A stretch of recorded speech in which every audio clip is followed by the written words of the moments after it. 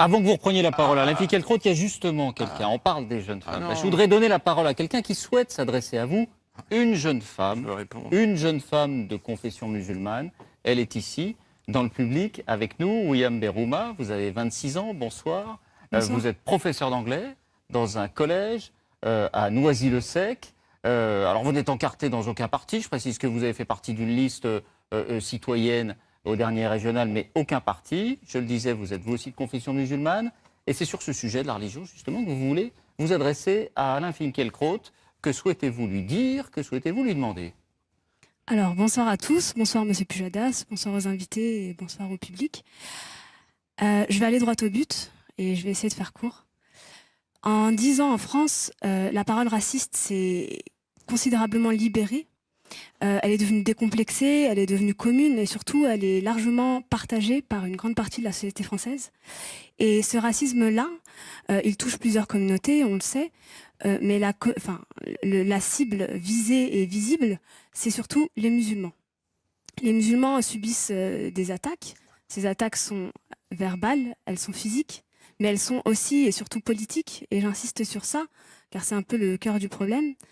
Et quand je parle de politique, bien sûr, on sait que ces attaques, elles ont lieu dans la rue. Je pense notamment aux femmes voilées qui se sont faites agresser. Je pense aux mosquées qui ont été saccagées. Mais je parle aussi de politique parce qu'il y a des discriminations. Il y a une islamophobie institutionnelle et il y a des discriminations dans les institutions. Et là, je pense aux discriminations au logement, je pense aux discriminations à l'éducation, je pense aux discriminations au logement, à l'éducation, à l'emploi, etc.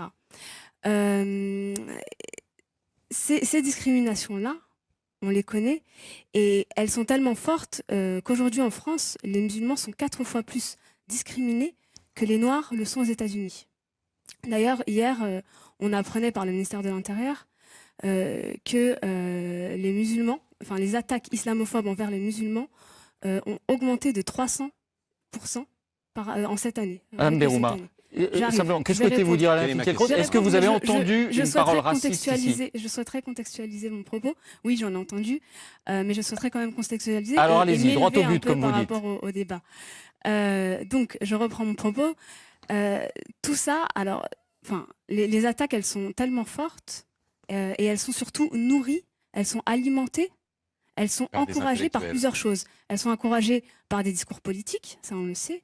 Elles sont aussi encouragées par des pseudo-intellectuels qui en parlent et qui font des analyses. Et elles sont enfin encouragées par des médias qui traitent l'information de manière totalement biaisée, de sorte à faire du musulman l'ennemi de l'intérieur. Et j'insiste sur ça, l'ennemi de l'intérieur. Alors votre question peut-être. Et le pseudo-intellectuel, c'est moi. Non, tu es un vrai intellectuel. Non, mais écoutez, j'ai compris quand même. J'ai compris. Alors, je peux vous répondre. Quel est le propos que vous avez entendu ce soir, par exemple, qui vous trouble ou que vous jugez déplacé? Je préfère terminer mon propos tout d'abord. Et ensuite, de toute façon, on aura le temps d'en parler. Donc, je disais que tout ça a été nourri et alimenté.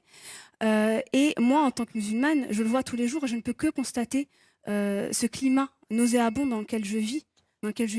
Et qui... depuis quelques années, vous le constatez? Depuis plusieurs années, oui, depuis plusieurs années, dans lequel je vis, et qui est très dangereux. Vous sentez de la méfiance, vous sentez des regards qui ont changé? Oui, alors il y a beaucoup de méfiance, et surtout, on se sent marginalisé. Il y a une partie de la population qui est marginalisée, et ça nuit très très fortement à une capacité qu'on pourrait avoir à faire société, à créer un nous inclusif.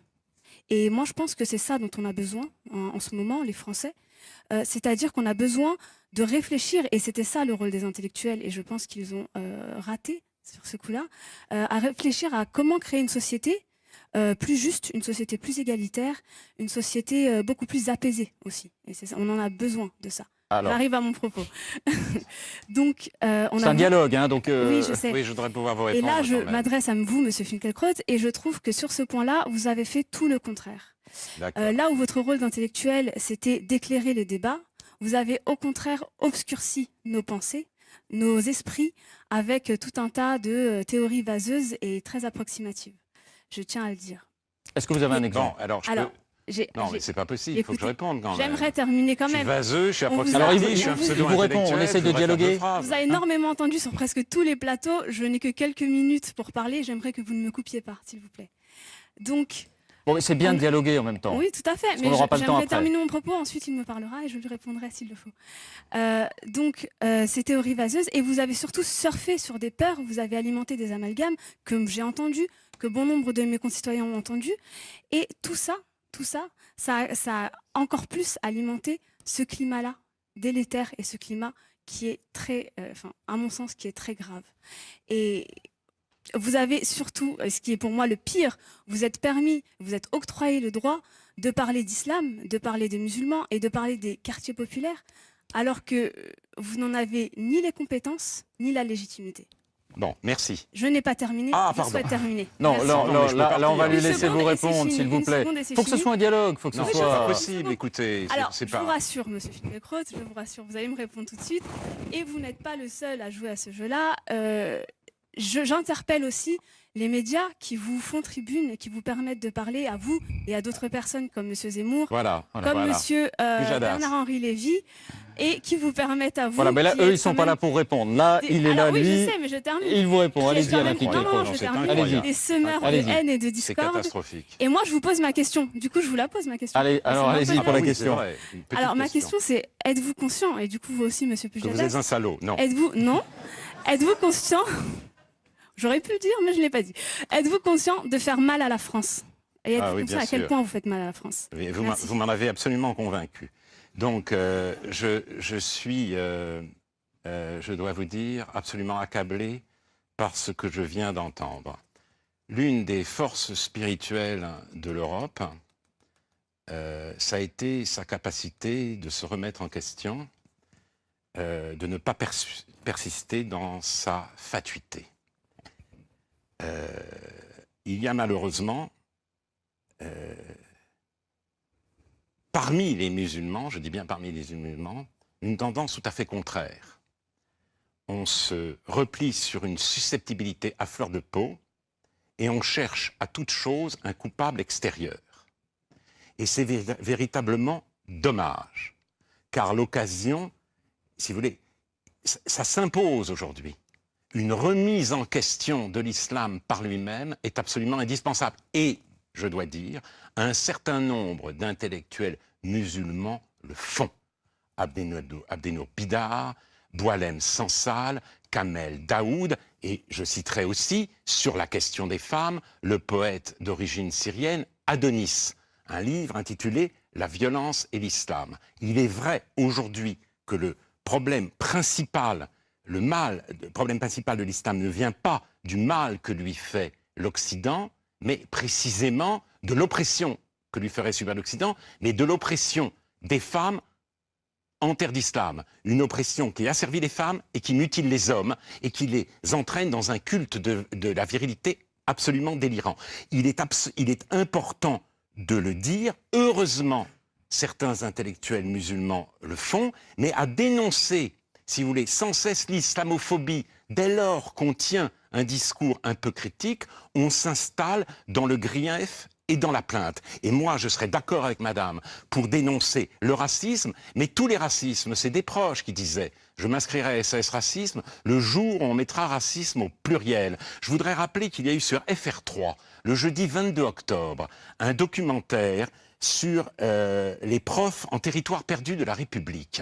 Et dans ce documentaire, Smaïn Lahacher, un sociologue algérien, parlait de l'antisémitisme dans les familles arabes. Et il disait qu'il est présent dans l'espace domestique, qu'une des réprimandes, une des insultes des parents quand ils veulent réprimander leurs enfants, c'est de les traiter de juifs. Et il dit cet antisémitisme, il est comme l'air qu'on respire. Voilà une réalité avec laquelle il faut se confronter. Évidemment, il ne s'agit pas d'incriminer toute une population, toute une culture, toute une communauté. La preuve, c'est Smaïn Lahacher qui le dit. Mais essayons, là, c'est pour ça que je reprends la phrase, nous sommes tous dans le même bateau, essayons ensemble de faire face à toutes ces réalités, à toutes ces formes d'exclusion, mais cette façon, si vous voulez, d'insulter quelqu'un qui essaye de regarder la réalité en face, sincèrement, ça ne nous aide pas et ça a quelque chose d'absolument désespérant. William Beruma. Oui, c'est bon. Du coup, je vais vous répondre, mais je ne vais pas perdre de temps parce que pour moi, vous n'avez pas répondu à ma question. Vous me parlez des femmes à l'extérieur de la France. Moi, je suis une femme française et musulmane et je vous parle en mon nom. Donc, je ne vois pas du tout pourquoi vous me parlez d'autre chose. Ça ne me concerne pas. Je parle de Non, ce qui se passe en laissez-moi France. ensuite, vous Je parle répondez à ma de question. l'association Ni pute Vous ni répondez. soumise. Je parle de ce qui se passe en France. Eh bien, moi, je vous parle de moi et je ne me sens pas opprimée et pourtant je suis musulmane. Donc, de quel droit parlez-vous de cela? Ensuite, je vais vous dire, je pense même pas que je vais perdre mon temps à répondre. Je vais plutôt vous dire, il y a une vidéo qui tourne sur vous sur Internet où vous criez à Monsieur Dafri, taisez-vous, taisez-vous. Je vais vous dire, moi, pour le bien de la France, je vous dis la même chose. Taisez-vous, Monsieur Filquet-Croc. Voilà, c'est merveilleux. Vous l'avez invité. Alors, Alors, je voudrais quand même, je pense qu'on va une toute petite s'arrêter là. réponse.